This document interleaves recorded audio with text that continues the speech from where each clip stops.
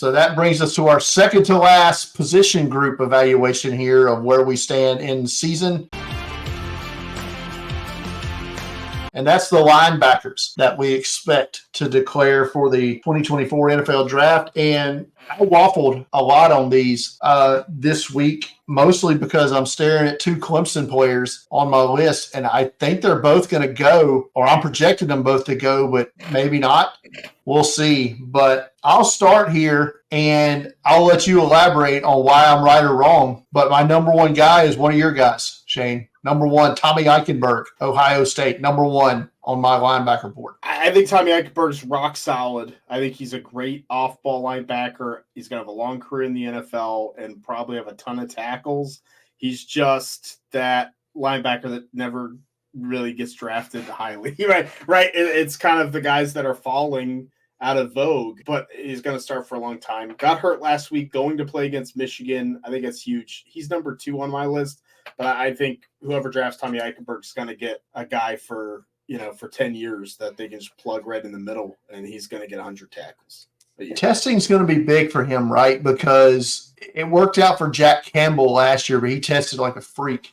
Right. And Eichenberg's not that. Not that, right. Okay. So, all right. So who's number one on your list? And I got a feeling I know who it is. Yeah, I'm sticking with one of the Clemson guys here. I'm going with Barrett Carter, the linebacker out of Clemson, who's been the most impressive to me this year, in terms of how he commands against the run, the ability to identify what the offense is doing, see where the running back's going, hit that hole, clean angles, make the tackle in the backfield.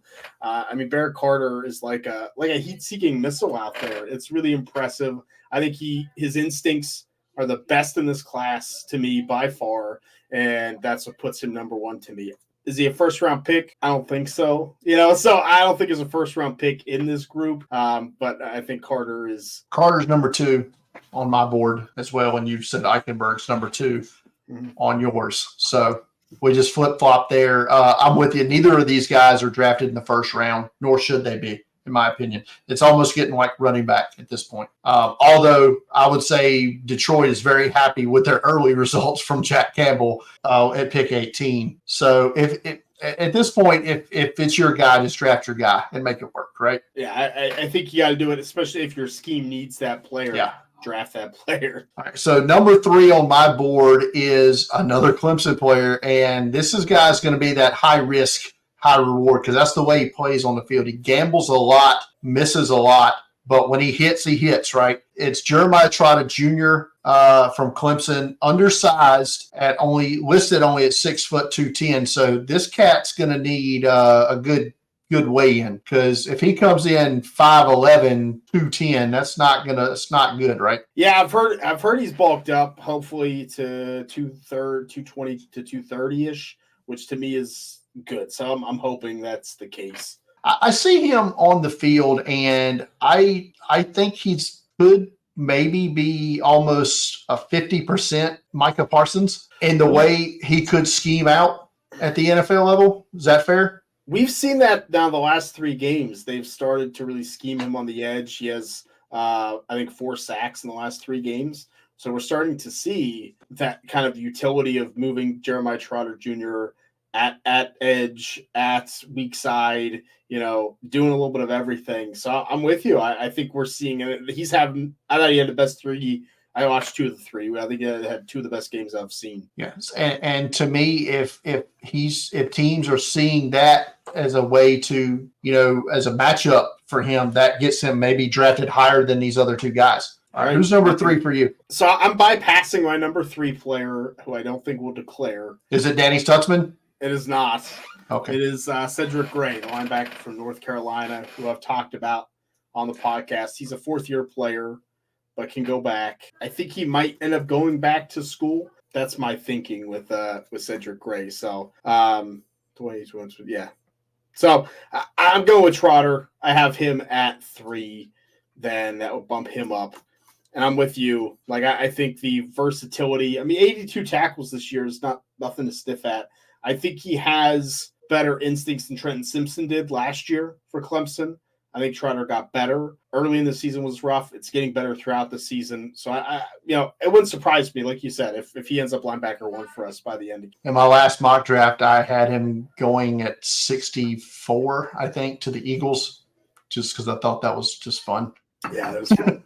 I enjoy doing that all the time. Number 4 on my list, on my rankings, is Danny Stutzman from Oklahoma, but I think he's going to stay in school. So I bypassed him, and number 4 on my list now is the guy who you just said you don't think is who you think is going to go back to school, who and we're going to talk about in a minute, is one of the guys who's accepted a Senior Bowl invite. Oh, okay. Well, yeah, I guess I should have included him. Did you not know that? I must have missed that. So sorry, all right, that's fine. Yeah. No, it's fine.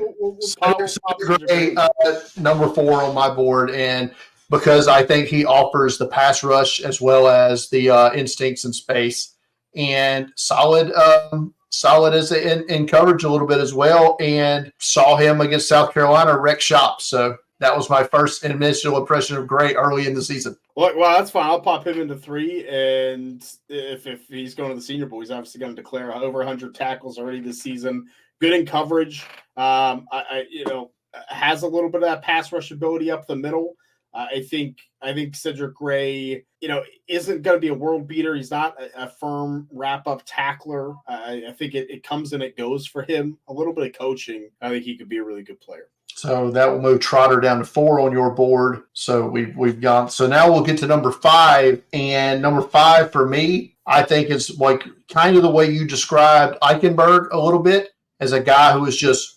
He's going to 100 tackles, but never flashy, but just does the job. And it's a guy like this, I think, and I said it last week, I said, I'm going to have a guy in my top 5 linebackers that I don't think is going to be a top 100 pick. And that's going to be Peyton Wilson from NC State. Another guy I fully expect to end up at the Senior Bowl, 6th-year player, but great size at 6'4", 230. Just very instinctive. Like I said, just makes plays, but he's a guy that I just don't think. And if he does go in the top 100, it's going to be like in the 90s, I think, Peyton Wilson. But he's going to play a long time in the NFL. I think he will play a long time in the NFL. I have him more as a day 3 player. I don't think the workouts are going to be particularly great, and I think that's going to be the issue. But I mean, man, how many linebackers have we seen even go undrafted who end up starting in the NFL? Ivan Pace this year. I mean, just Ivan Pace has been starting day 1 from Minnesota. We both had him pretty high. Yeah, should have been drafted. All right, who's number 5 for you? So I'm going to bypass my next 3 linebackers, I think, on my list. Danny Stutzman from Oklahoma included, and the 2 Georgia guys, Smail Monda and Jamon Dumas-Johnson. All third-year players, maybe one of them declares. I'm going to go with Tyrone Hopper out of Missouri as my number 5. I was really impressed when I saw him a couple weeks ago, just with the instincts against Tennessee. Didn't play this past week against Florida, but he's a really good coverage linebacker. They've dropped him into coverage. He's played well as a pass rusher. He's played some edge as well because he's a little bit undersized, probably 215, I would guess he is. So Hopper, I think, is intriguing, has some athleticism, not going to fit every team, but it could be a versatile linebacker.